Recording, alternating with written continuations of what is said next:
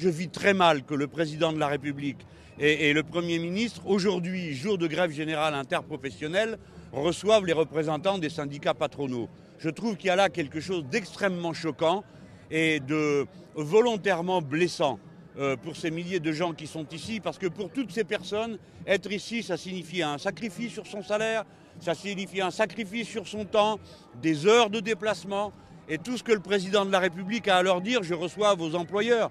Non, franchement, il y a quelque chose qui ne tourne pas rond dans ce pays. Vous pensez que François Hollande a laissé tomber la gauche ?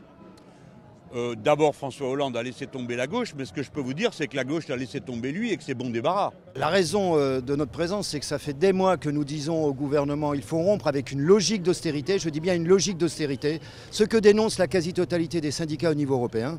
Alors elle est valable en France, même si on n'est pas dans la situation de la Grèce ou de l'Espagne comme je l'ai toujours dit. Elle se traduit comment ?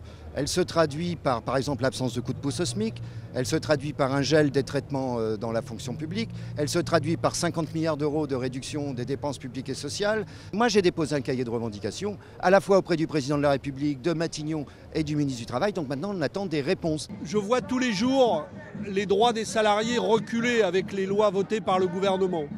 Ça veut dire qu'il est complètement coupé du pays.